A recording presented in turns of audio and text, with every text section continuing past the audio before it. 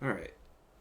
So this is the second hour of Physics 1A for, what is today, March 3rd? Something like that. And we want to solve this problem. So let's read it.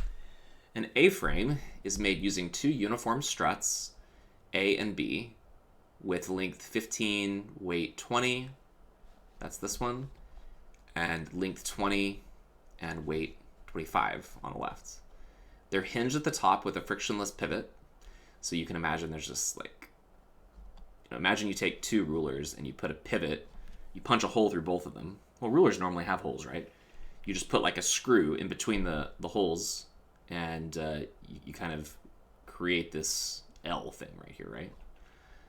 And then normally that L would basically just fall down, but there's this cord right here. And that cord prevents them from sliding apart at the floor. All right, so it's a frictionless pivot. It sits on a frictionless floor.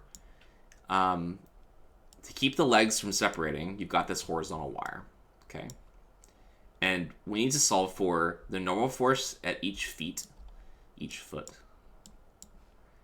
in A and in B. We want to find the tension on the wire and the horizontal and vertical components of the force of strut B on strut A. So quite a bit of things we want to solve for here. Let's move this up here. So, how many things are we solving for? There's 1, 2, 3, 4, 5. There's 5 things that we're solving for. How many equations are we going to need? 5. We need at least 5, yeah. That's right. Okay, it's a lot of equations, right? So let's start writing them down. Now we have 2 objects, and each object is going to give us 3 equations. So we'll have a total of 6 equations.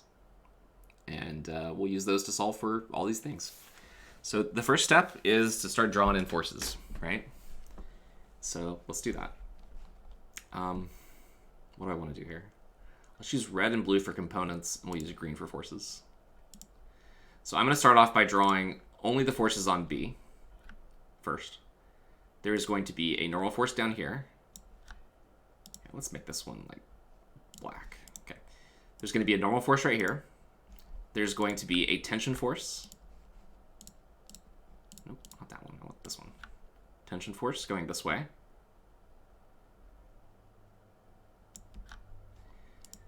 There's going to be a weight. The struts are uniform, which means that the weight is going to be pulling from right at the center of the object, maybe right around here. And there's going to be some forces at the top. Now, on object B, those forces are going to be from A. There's going to be a force maybe pushing this way.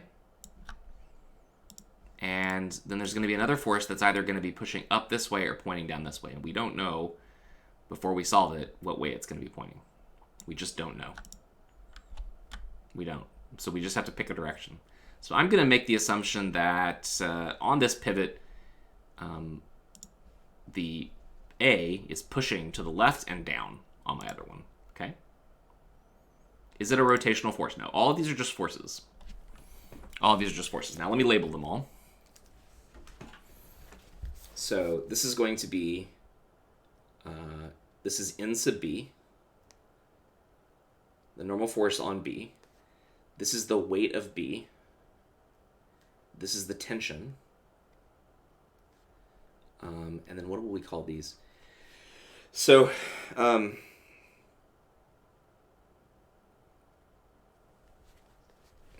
what's a good name for these things? I kind of want to call them AX and AY. And then I'll write up here that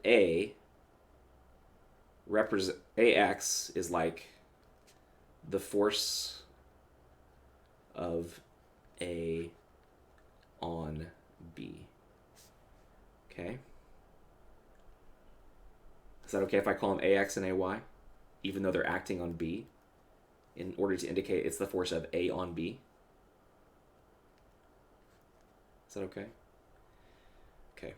I could call it like F A, B, X, and F, A, B, Y if you want. I honestly am asking, which one do you think is better?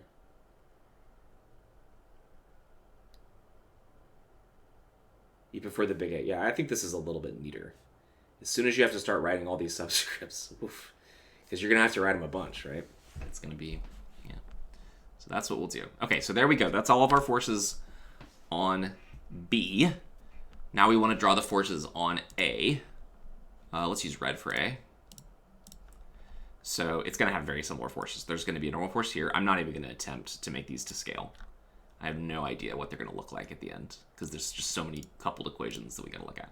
There's going to be the tension force here. There's no friction, by the way, down here because it's frictionless. All right. We also have the weight pulled down right from the middle because they're uniform. And in the opposite direction, okay, we know that if this is the force,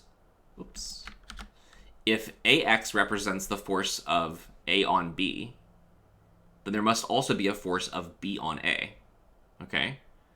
And that force has to be equal and opposite, according to Newton's third law. So that means that however big AX is right there, there's going to be an equal and opposite force pointing this way. And however big AY is, there's going to be an equal and opposite force pointing up this way.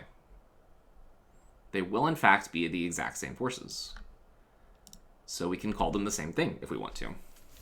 So here we can call this one AY, and we can call this one AX. Except now it's like the reverse. This is where we would have called these like if we'd called this one F of A on B, this would be F of B on A, right? But again, using that kind of notation, it gets out of control, especially when you've got components. So we're just doing this, and then we know that same force has to point back the opposite way. Okay, we've also got right here the weight of A, and we've got a tension force. This is the same tension force as this one because tension is the kind of thing where if you have the tension in the string at one point, you know the tension in the string at the other points. And lastly is this one in A. And there we go. That's our diagram. We probably could just call this force X and call this force Y, but even that might get kind of confusing. So we'll stick with this. Okay, so one of the things the problem says is find the angles. I guess before we do that, does anyone have any questions about all the forces that we've drawn here? The green forces are the forces on B. The red are on A. Quick question on the AX and AY. So AX and AY are just basically the forces of basically the B sitting on A, and then just red AY is going to be just A sitting on B. Yep. You got it. You got it. NA does not equal NB in this case. That's not true. It might. It could, but I'm pretty sure it won't. And we definitely wouldn't want to assume it. So, okay. I'm almost tempted to just get rid of this picture over here to make us some more room so we can keep everything on the same page, but I guess we'll just... I could make it a little smaller, I guess. That wouldn't hurt anything. Now that we've kind of read it, I can move this up into that white space, and then I can move the whole picture kind of right up here, maybe. It gives us a little more room to work with. Okay, so it says find the angles. Did anyone figure out what the angles are yet? Alpha, beta, gamma? Can you tell?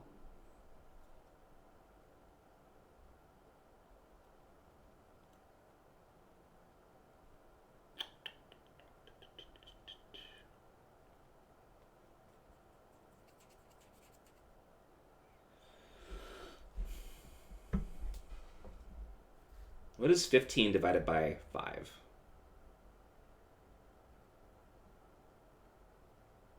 What's 25 divided by 5? What's 20 divided by 5? What do you get if you divide all of those by 5? What kind of triangle do you get? It's another 3, 4, 5 triangle. That's right. And the top angle is 90, exactly. So this angle is 90.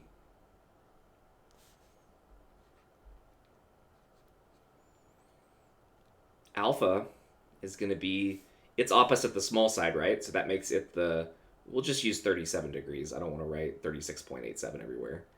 And then for beta, we'll use 53 degrees.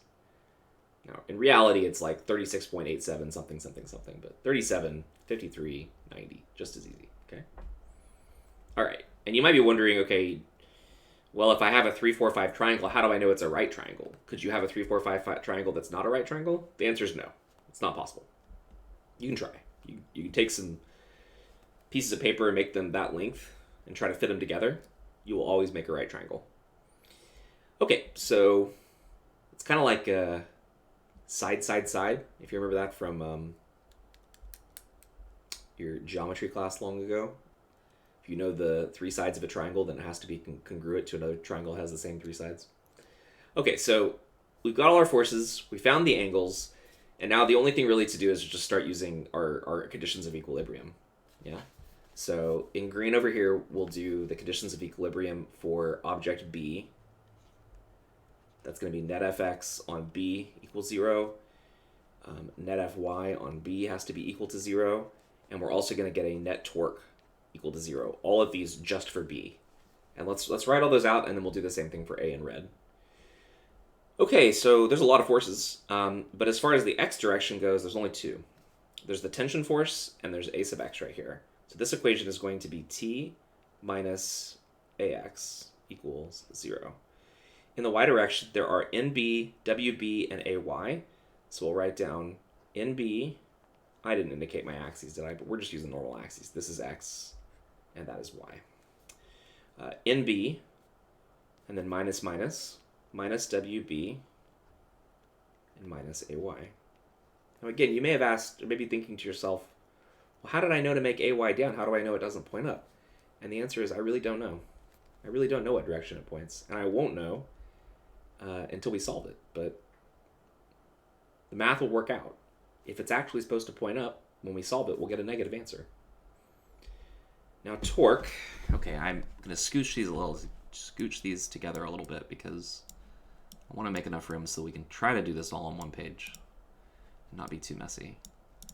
So the torque equation is going to be the most difficult thing to do here. Number one, we need to pick a point about which we're going to sum the torques, and then we're going to have to, write some things down. What's a good point in this problem to choose for the torque, you think?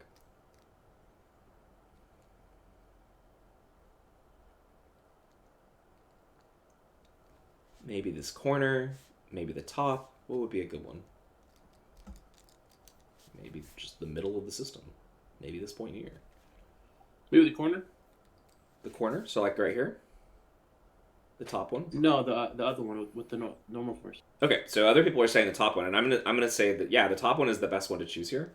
And the reason why is because you have 4 forces right there.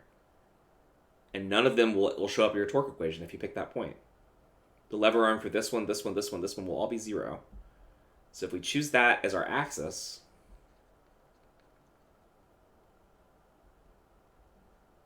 right there, we eliminate 4 forces from and we use the same thing for the other one. All right, so, okay, again, we're only looking at the green forces now. And we need to, and then we also know that there's another distance in here. This is 4 feet from the bottom. That's going to be important. Okay. That's right, Paige. You want to cancel as many as you can, but you don't want to cancel everything but one, which is what happened in the last problem. But we'll still have 3 forces to play with here. So, let's do NB first because it's at the end. And NB is going to tend to rotate clockwise, so we're going to make clockwise positive for our torque equation. All right, we're going to have this distance, which is 20 feet, multiplied by NB. And now we need to multiply by really the sine of this angle here. And if that's alpha, then this is beta. Because alpha plus beta, right? So we have to multiply by the sine of beta. And then I believe the other two should cause it to go clockwise, right? No, counterclockwise. So this should be negative. So we'll have minus. Let's do WB next. WB is going to be 10 feet from the end, from here to here, because the weight is going to be pulling down from the middle since it's uniform. So we're going to have 10 feet times WB times the... Now, which angle do we use now? Now we want this angle. Or this big one here. Either one, but they're going to have the same sign. So we'll use this inner one here, and it turns out that angle is also beta. So we do times the sine of beta. And then minus. Now, for this one, what we know is that it's 4 feet from the bottom, right? That's where the tension force is. We don't really know how far down to here is. We'd have to do some calculations to figure it out. But I think what we can do is use the lever arm method, kind of. Well, kind of with some trig. If I drop a line from here to here, we're going to create another 3, 4, 5 triangle. Where did my... I've lost my stylus. I didn't hear myself drop it. Where did it go?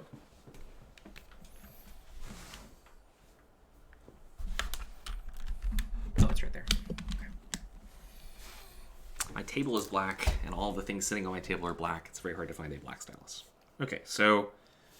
All right, we're doing we dropped a line from there to there, and now we have this triangle where this side is 20 feet right here. Is it 12? Is that what it is? Does this one end up being 12 feet? I think that's right.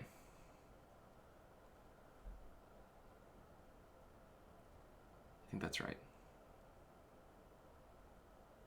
Is it 16?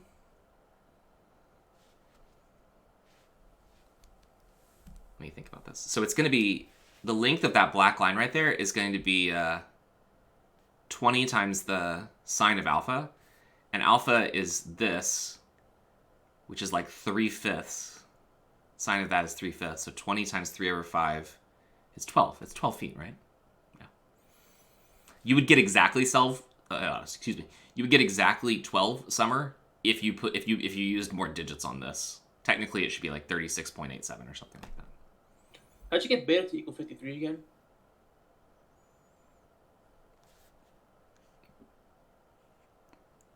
Any 3, 4, 5 triangle basically has those angles. That's why. Okay, cool. What do you want me to draw, Andrew? Oh, just look at this black line right here. That black line has to be equal to 20 feet times the sine of alpha. And the sine of alpha is like 3 over 5. So this is going to be equal to 12. Or 15 feet times the sine of beta, and beta is 4 over 5. So 15 times 4 over 5 would also be 12. Can you see it? There's so many lines on here. I don't want to draw a lot more lines or anything like that, but yeah, that whole black line is 12. Now, if the black line is 12, what would the lever arm be for the tension force? The cord is 4 feet off the ground, so what's the distance between the blue dot, which is our axis, and this point? 12 minus 4, right? 8 feet. Yep. Okay, so we're going to have 8 feet times the tension force. And all that stuff should add up to 0.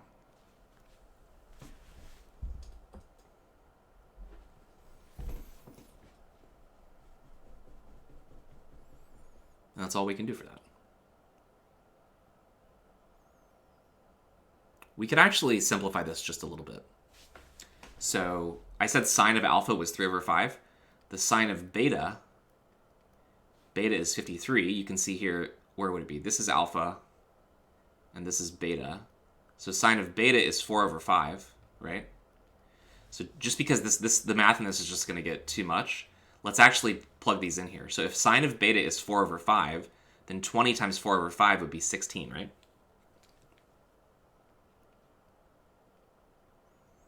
So this becomes 16 feet times NB. minus 10 times sine beta. So 10 over 5 is 2.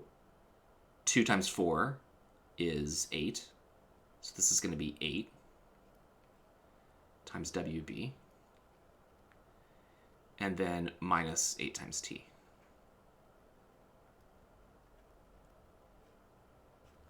That's all equal to 0.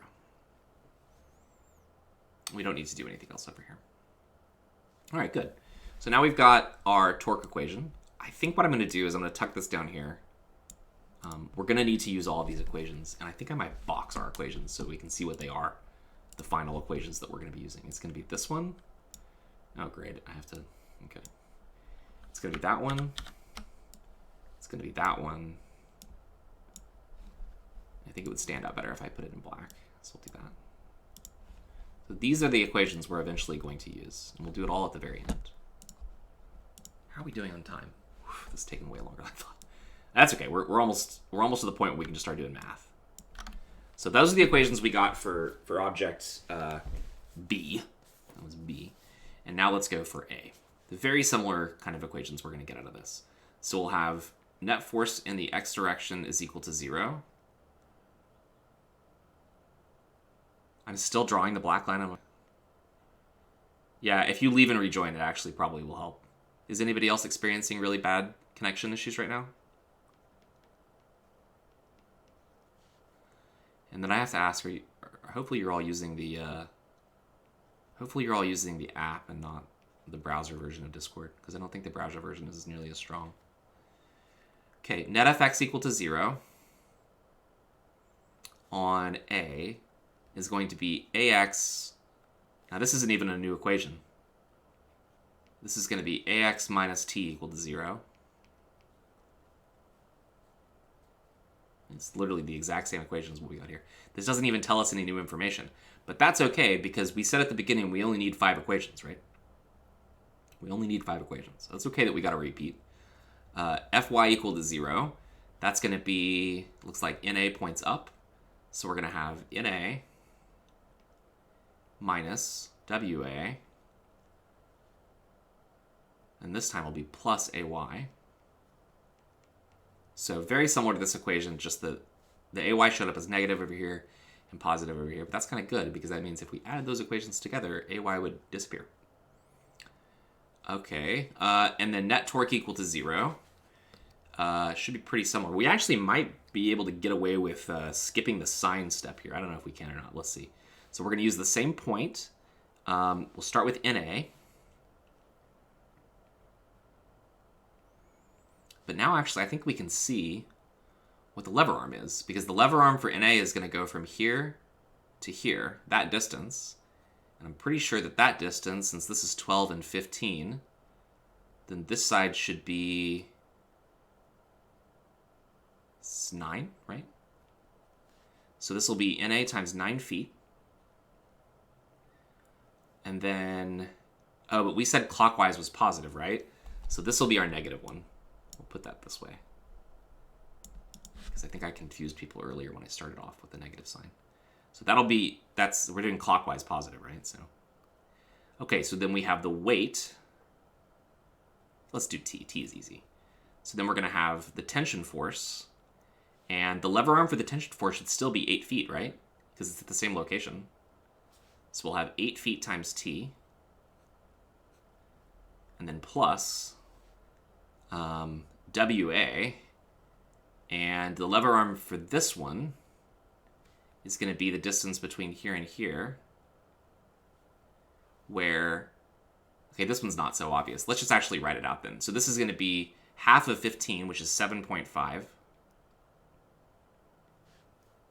multiplied by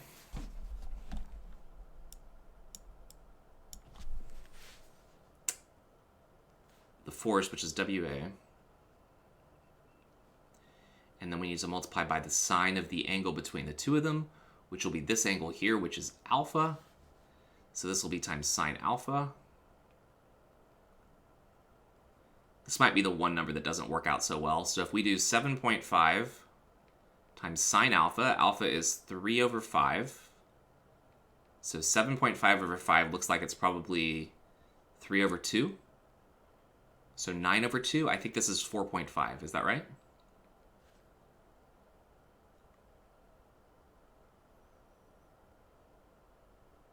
Okay. So putting that in here, we're going to have 8 feet t plus 4.5 feet times WA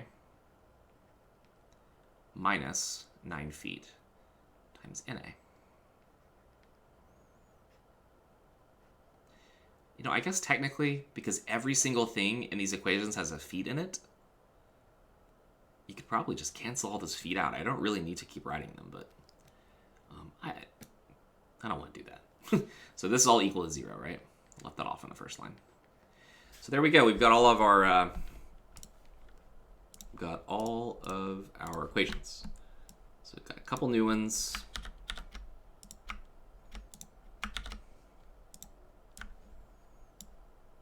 Right here.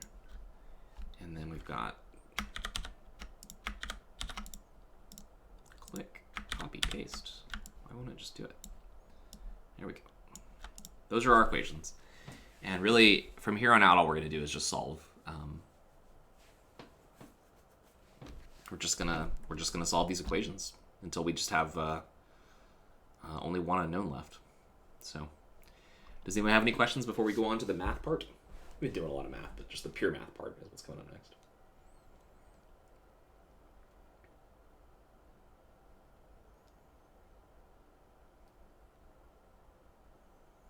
So I don't immediately know what the best first step is.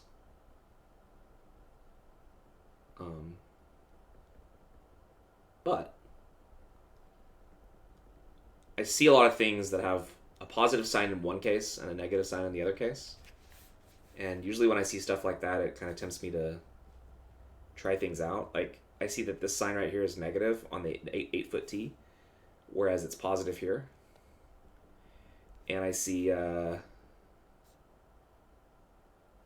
AY is positive in this equation, but it's negative in this equation.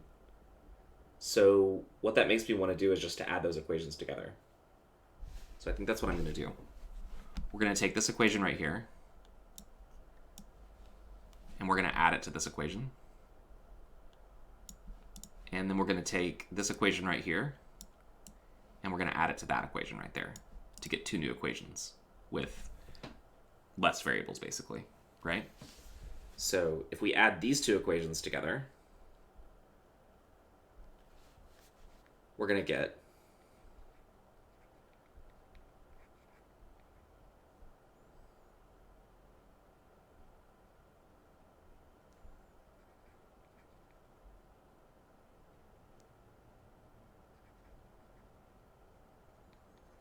that, which means that the sum of NA plus NB is equal to the sum of the weights. That should make some sense. The force from the floor should actually be equal to the weights. All right. When we sum these 2 equations over here, what we're going to get is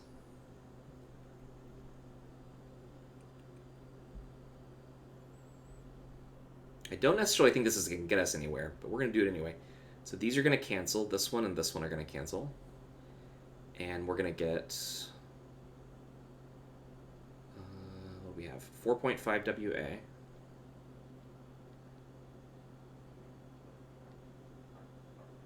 Where's the WB? Or whatever. We'll keep going this way. Minus 9 feet times NA plus 16 feet times NB minus 8 feet times WB equal to 0. That should work though, right? Because I think we can now solve for NA and NB, right?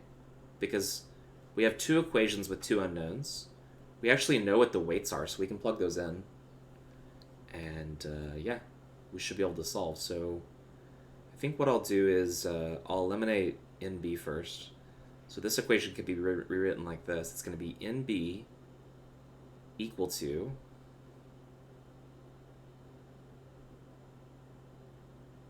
Is this still on the screen? I think it is. Okay, NB is going to be equal to WA plus WB. WA plus WB is oh yeah, the chat's blocking that. Okay. I think what I'll do is just take the chat and move it up. Okay, take your over here. Let's move the chat up to here for now. Right there. Okay, come back over here. Pull the Discord up. Thanks for letting me know about that. Okay, so now, yeah, hopefully you can see where this equation came from. The T's canceled. 4.5 WA minus N9 NA, and then plus 16 NB minus 8 WB. Okay, so now down here I'm going to write NB is equal to WA plus WB, which is going to be 20 plus 25, or 45 pounds,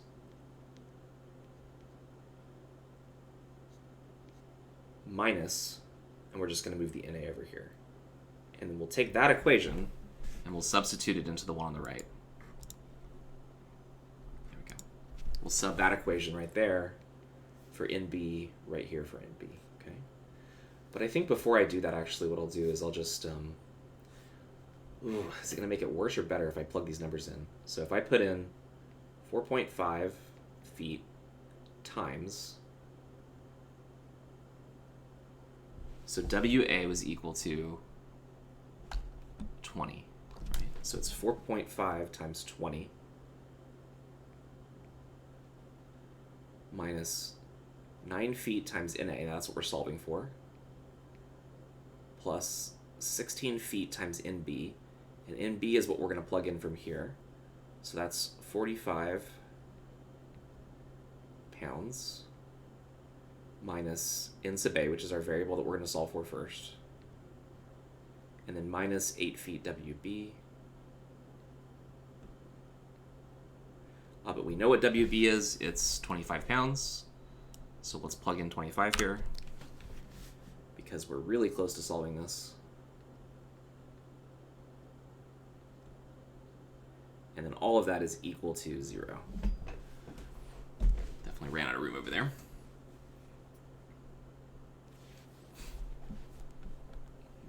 Yeah, so now we can solve this.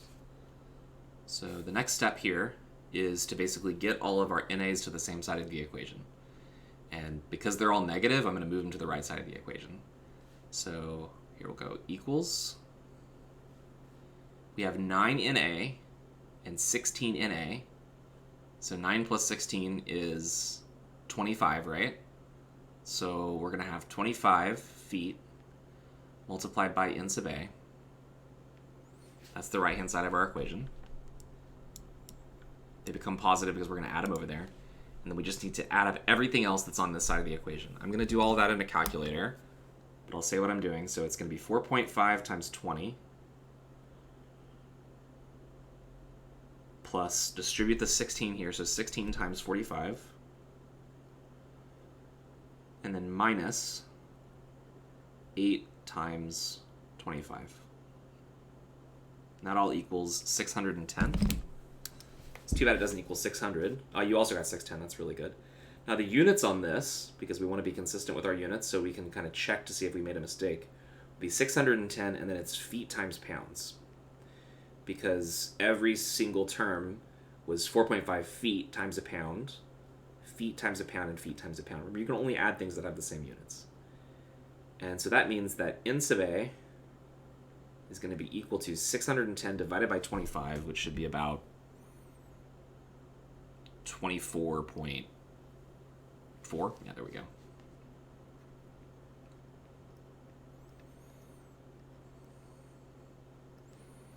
And finally, after almost 40 minutes, it's been 35 minutes, we have an answer. we have we finished one part of part A. Now, if that doesn't feel like what it's like when you do physics problems, then I don't know what you're doing, because every time I do a hard physics problem, it always takes me a really long time. So it's definitely normal. Okay, so now we just need to solve for the other things. Everything else should be really simple. It's not really simple, but simple enough. So this equation right here tells us that we can find what NB is if we just subtract 45 minus that. So let's do that. 45 minus 24.4. Yeah, it does feel like a huge accomplishment. That's right. I agree. So 20.6. I'm just glad that I haven't apparently made any mistakes yet. Normally, this long of a problem, I would have already made a mistake. I'm sure I'll make another one. I'll make one at some point. Okay, we got two things. We've answered part A. Find the tension in the wire. So for the tension in the wire, we can basically use... I think either of these two equations would work. We can't use that equation yet because it doesn't tell us anything. We don't know what AX is.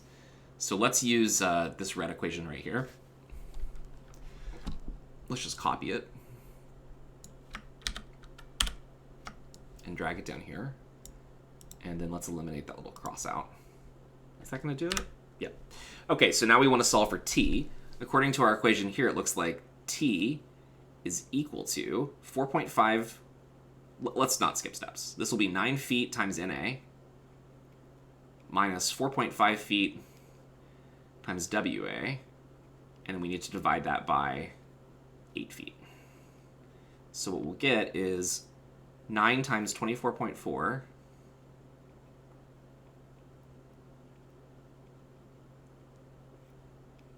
minus 4.5 times WA, I think it's 20.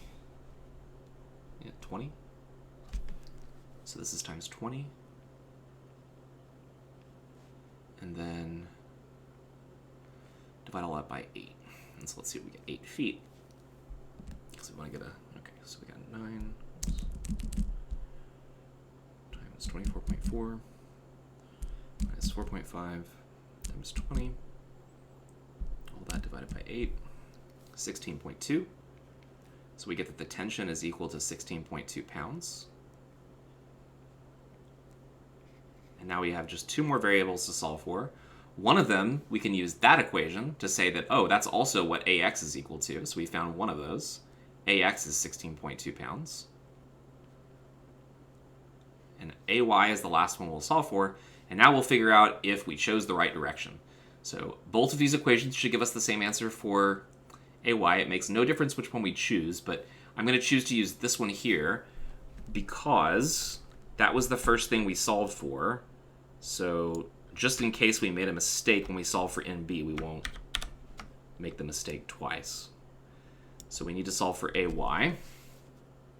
And from this equation, it says that AY is equal to WA minus NA, which is going to be 20 pounds minus 24.4 pounds. I'm actually really glad this happened, just so I could show to you that it does happen sometimes. That tells us that AY is actually equal to negative, is it negative 4.4 pounds? The fact that it came out negative means that I drew it the wrong direction. Of course, that's easy to fix on here. We can just flip them around, but you don't even need to do that. You don't even need to do that. We got a negative sign. That means that AY actually goes upwards on B, and it goes down on A. That means that it is actually B that's pushing down on A. And that should probably make sense because B's heavier, right? B's heavier. Okay, we're going to stop there, and I will be happy to answer any and all questions you have as we finish this up. And thanks for patiently sitting through and following with this problem. I know it's hard to, especially when you're experiencing these internet difficulties that people are experiencing. I'm really sorry for that. I can't wait till we're back in person, hopefully next year.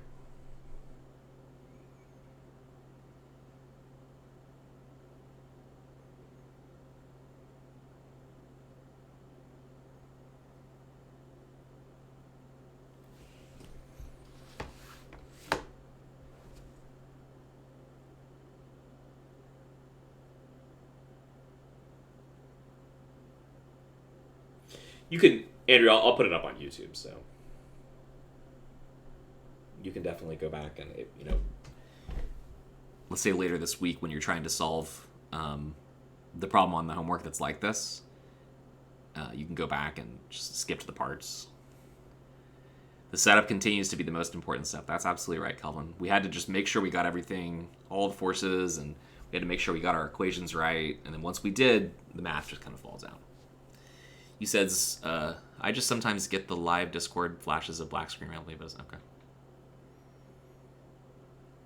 Okay, Chris says, you understand everything, but could you go over how the clockwise and counterclockwise stuff, specifically for this problem? Sure. So, where did we do this? Like this torque equation right here, right? So for the red forces, we said that we made clockwise positive, right? So since this is our axis right here, this blue dot, what we have to do is we treat our object as a lever, and we think about what direction that lever would move when these forces are applied to it, okay? So I would argue that this force in A would tend to rotate that lever like this, right? Up this way, which would be what we normally call counterclockwise. And T clockwise, W clockwise, because they're on the bottom side, right? So this one makes it go counterclockwise, this one would make it go.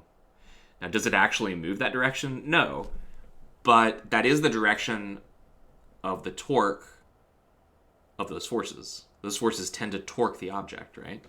And these kind of things are really important because even if something is at equilibrium, there are still internal forces that it's feeling, right? There's forces on objects like a bridge or a building or something like that, or a door frame. And, if you're constructing one of these objects, you want to make sure that there's not so much torque that the door falls off the hinges, right? Because if you think about it, any door, it's got two hinges normally, right? You've got your hinge. I'm looking at my front door. There's like a hinge at the top and a hinge at the bottom, right? And there's torque placed on those hinges. And if the door is too heavy, for example, it'll break off the hinges, So that's why this stuff matters. I don't know if I say that kind of stuff enough, but that's why we talk about equilibrium, is because these forces can cause buildings to collapse. It can cause bridges to collapse, right? And if you don't have enough support in your system to hold up all the different weights and the tensions and everything. So, all right. Does anyone have any other questions? Man, I've got like a little tiny splinter in my hand and it really hurts. I can't even see it.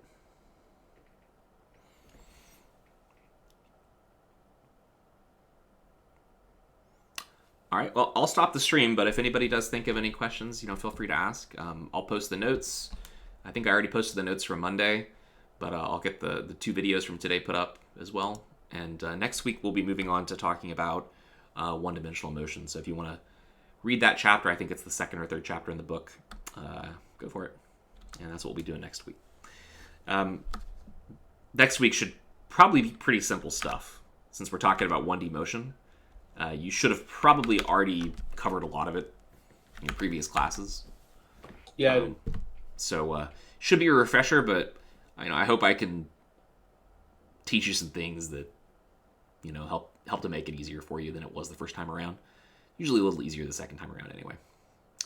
Okay, so hope you all have.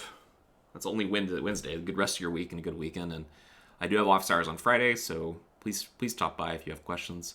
And otherwise, if you have homework questions, you can always type them into the homework channel, and I'll do my best to answer them. Did I stop the recording?